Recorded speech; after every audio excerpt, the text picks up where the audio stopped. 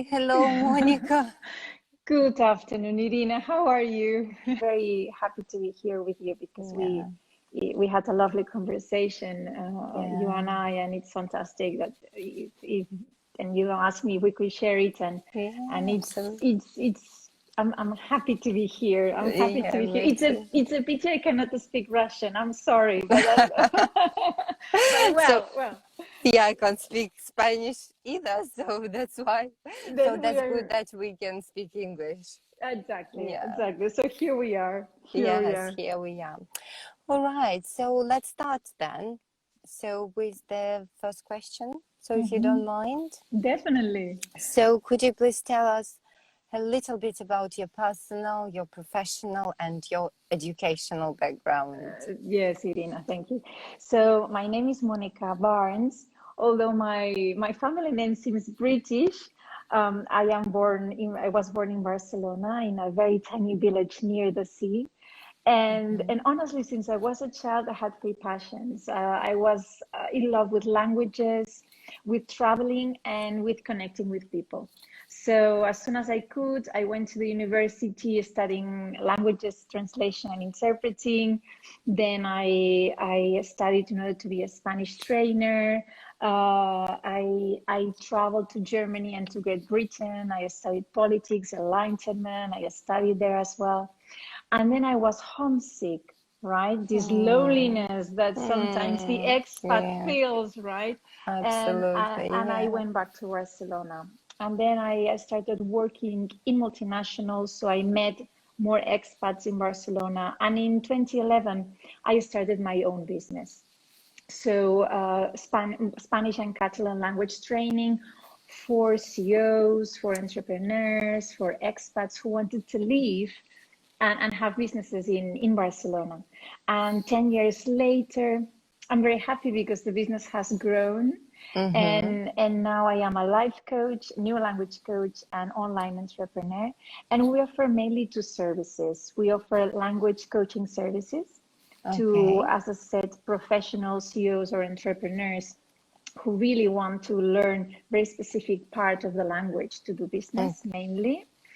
And then also we have this live and coaching program for women, mainly for women, high profile too, who really want to understand who they are, where they want to be with a feminine touch. And also a part of this service, we have a premium service also for expats who want to come and live in Barcelona. So we help them with all the questions they might have related to buying a house or going to school, to university, and all the possible clerical work they might have to deal with the Spanish government. This is a premium services too that we offer with some Barcelona well-reputed companies too. So very happy. Fantastic. Yeah, so sounds very helpful. Yeah. Okay, so thank you. And as you mentioned, so you used to live you had this experience living in Great Britain and Germany. So could you please share, so what challenges did you face and how was it? So what did you learn from living abroad? Yes, I have to say, I learned to be grateful. I learned to be grateful. I learned to be grateful. Nice. Yes, I learned to be grateful because sometimes, Irina, we don't realize what we have until we don't have it. Absolutely, yes. This is the first thing I felt. And then I also understood that I had to be patient, both with me, with my language level, and also with all the activities I was doing with my language level and when I was trying to communicate with the locals. So this was the first thing. And of course, the barriers I met was first the language barrier in Germany, even more than in Great Britain, of course. And then also the different climate weathers. You know, I'm Mediterranean, although my looks, I am Mediterranean. I need my sun, and also some different foods and different values, different perspectives of life. So now, from a coach perspective, I realized that if we have the Freud's iceberg, right, about the different parts of human personality. So we have the peak that you can see over the water. This is what you can see. This would be like the behaviors you might see from a different country. So the languages, or the way they dress, the way their culture, their songs. This is what you can see. That is something visible. But then there are two more parts of the iceberg that are underwater.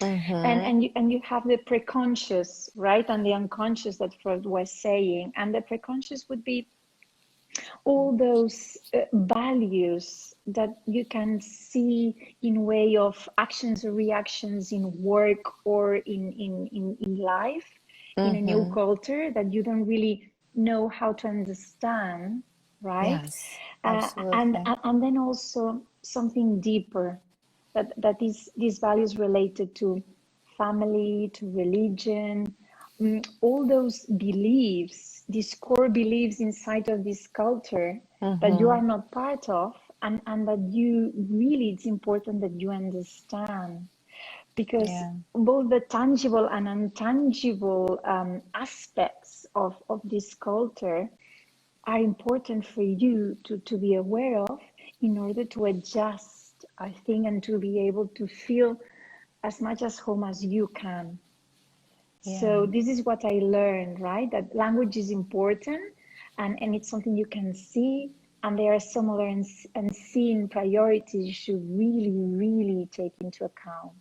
Yeah, absolutely. And talking about languages, how do you think neurolanguage coaching can help expats, to empower themselves and to connect, to kind of to overcome that, speaking barrier?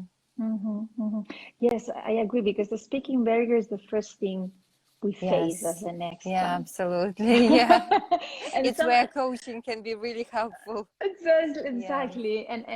And then first you can see different sort of expats. So that sort of expats that are happy and content in order to say some words.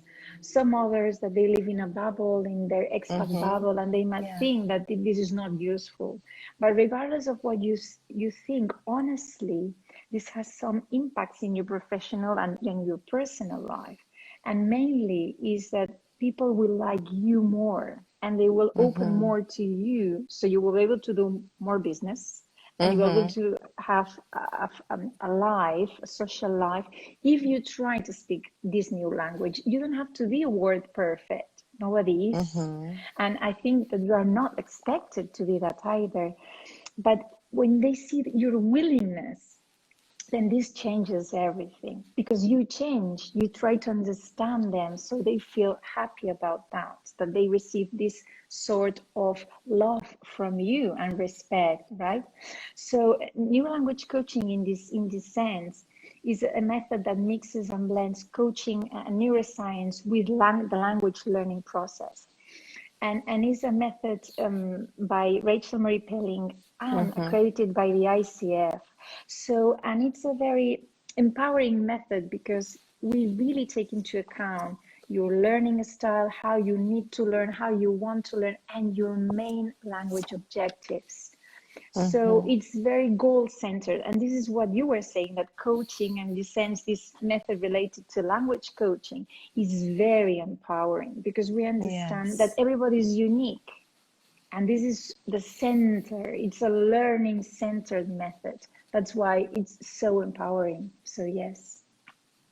Yeah, fantastic. Yeah, absolutely. So, and all this kind of tips, and all this, knowledge about how our brain learns. So that's really, really valuable, and it helps a lot. So to overcome this barrier and to feel better and to feel more confident. And yes, because sometimes it's not about speaking, you know, is about like you don't know what to say, you don't know how to behave, you don't know how to present yourself. So yeah, and then yeah, so that can be that situation where you get stuck when you feel embarrassed or something to say something because you don't know what to say, or you, yeah, in a control way as well. Exactly, because it has to do with behaviors, with Yeah. culture differences. And I agree, it's not only a question of the language itself, but much more. It's the surrounding Yes. that you are Yeah. also not comfortable with. So we tackle all these intercultural differences too. So you feel in a comfortable environment when you just make this first step outside. That is the most difficult one, right? Yeah, absolutely. Yeah. So because even it's not about grammar so much, because sometimes you ask like, well, give me some more examples, and people just can't give you any examples because this is something more than this technical side of the language, of this functional side of the language. So it's much more deeper, and yes, it's what I think is so crucial to work on, because people are not aware of it. So, and then they say, oh, I'm so bad at languages. No, you're not. You just need to kind of understand how it works, all this mechanism, all this kind of. You mentioned this coaching program. So Coaching in Feminine, yes, yes. Coaching in Feminine it's called. So, but what is it about? So actually, when we started building Coaching in Feminine, everybody was very curious about what we were up to, right? So because coaching is now it's clear for most of the population. So there is a coach and there is a client, and there is an equal relationship. So we accompany our clients to achieve what they want, right? So this is a normal coaching, let's say, relationship and coaching process, right? So, and in Coaching in Feminine, we also have this sort of coaching as a route. So non-directive coaching. This means that we don't tell you what to do, but we ask you the right questions at the right time for you, so you discover for yourself what you really want, right? And this is also coaching that has to do with the ICF ethical and professional standards, because we are ICF global members. This is according to coaching, but this infeminine part is another untapped resource that we have added and an extra value to this sort of coaching, because it is not only, as I say, the coaching tools, the traditional ones, but also our core values, what we feel, what we think, and how we are as women, our wisdom, and this has to do with our femininity part, feminine part, and it has to do mainly, all these changes go into place into this coaching, and they are mainly due to our monthly cycle, right? So because research has shown, for instance, Dr. Brizendine from the United States, or some other researchers, clinicians and neuropsychiatrists, neurobiologists have seen and have shown that the monthly cycle is not only a bodily change that happens 1 week every month, but it's a change that gets continually repeated, and it has an impact both in our brain, in our heart, and in our body, right? Because this change also has to do with your different hormones fluctuation, right? So when you have, for instance, high levels and rise levels of estrogens, then you have more energy.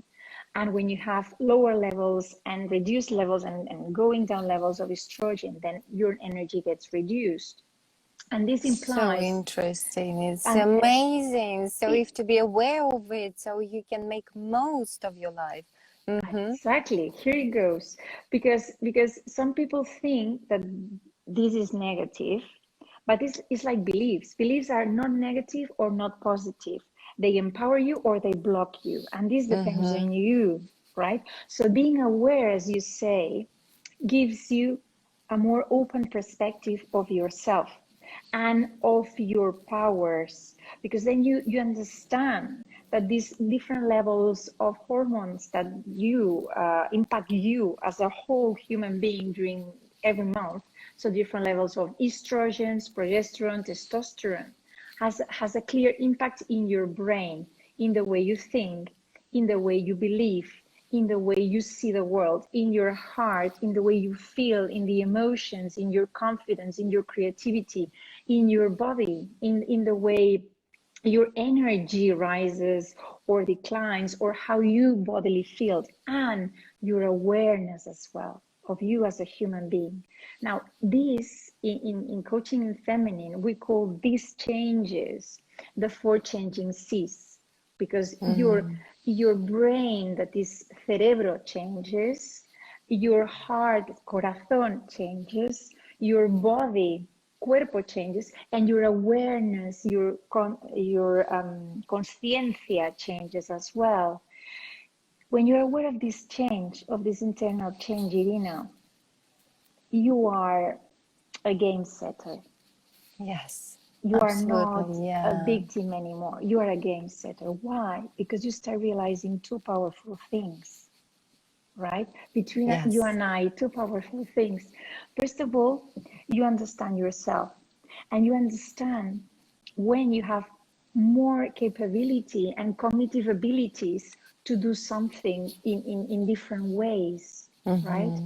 And also you are aware of how you are going to see the world in the different ways of all your month, because you can track yourself, and you can, this is something that gets repeated again and again during a month.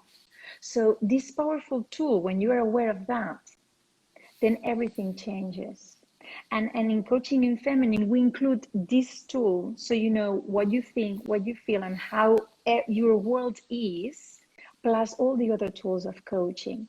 So this is really the base for you to understand yourself, know where you are, and see and understand where you want to go in your way. Okay, so since your project is called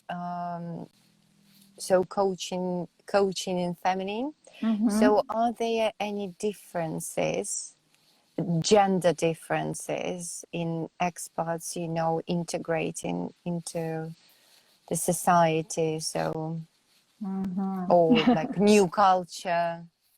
Yes. Well, actually, I have to say that according to international studies, there might be some gender differences, in the sense that, according to studies, women tend to adapt quicker than men, to adjust quicker than men, mainly because they tend to be quicker, or they tend to have it easier in the way of building relationships.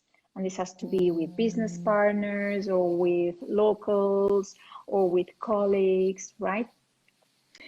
If you ask me, for me, what is important here is communication, and the way you try to express who you are, and what and how you want to communicate. So self-awareness is important, empathy is important, and also not judging is important. And yes, and then also there are, during the times that I've seen some expats, and I've seen some processes here, for me what is important, there are 3 keys, let's say, that are important in order to adjust or adapt to new culture. First is the intrapersonal adjustment. So really, when you are in a new culture, knowing who you are is important, because you might be lost, you might feel lost. So refreshing, or going back to who I am, what I want, where I come from, how could I adapt to this new culture, but without forgetting where I come from, without forgetting my roots. This is important. So, and opening this awareness is vital. So you still feel that you are who you really are, right? Mm-hmm. And this is the intrapersonal adjustment. So you Yeah. adapt to yourself. And then the interpersonal adjustment as well. So how you choose to interact with different people. And that's also when language takes place here, right? Mm-hmm. How you Mm-hmm. want, or how you understand the behaviors, how you understand the values, and then also the working environment, right? That is only one part of your life. And then also knowing the language and having done these two adjustments before, then it's easier. Mm-hmm. And I think this is equal for both men and women.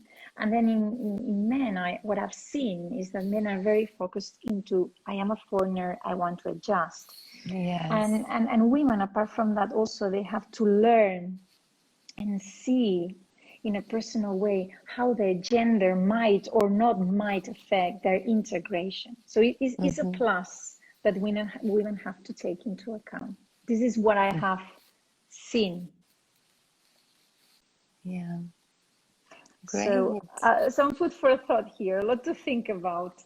Yes, it is. It is. So, but it's but you think it's just based on this kind of research or something. So, women, they are better kind of networking, I don't know, creators or something. So, Yes, in a natural way, in a natural way, in a yes. natural way, exactly. And maybe also because maybe we tend, so in some of the normal or general cases, men usually concentrate more in the working part, Mm-hmm. right? And women then have to deal more with the social part in most of the cases. So maybe that's why they have this extra value or extra power, because they really need to use it, right? Mm-hmm. For instance, I don't know, charities or at school, or they have to deal with some different subjects as well, apart from working, right? So maybe we are better also because we have to, right? It's we all have the potential, but it's in the Yeah. way you use it, in the way you use it, and you need it, because when you need something, you create it. Huh? So you were talking about creation. When you need Yes. something, Yeah. creativity stands up. All right. So, and what are your future plans? So, Well, I live in Barcelona, and yeah. my future is, I think it's in Barcelona. As far as That's I know now, I would love to be here, but I am very happy to accompany women worldwide from Barcelona. So with my coaching program, because I really think that this is important, that women understand that they can really achieve what they want, take into account who they are, right? And with coaching in a non-directive way, in a very powerful way. So I am planning to expand this program worldwide, and not only in Europe, fantastic. yes, but in other Good. continents as well. Yes, yes. Mm-hmm. So women really make their dreams tangible, and not also for them, for their families, for their communities. So they dream big, work Mm. smart, and really go from where they are to where really they really want to be. And I'm happy to do that, honestly, and to be Mm. part of this. It's I think it's a new path that I'm very happy to walk. Oh, yeah, Yes. that's nice. That's Yes. nice. It's just, I don't know, sounds so kind of empowerful. So, and Mm, so, so it kind of lifts you up, and so you can know that you have this support. So that's exactly. kind of like a mission. This is, yes, Yeah. passion and mission. This is how I Yes. see it. It's I how you mean, feel. Do it's you how feel I like feel. it's your mission?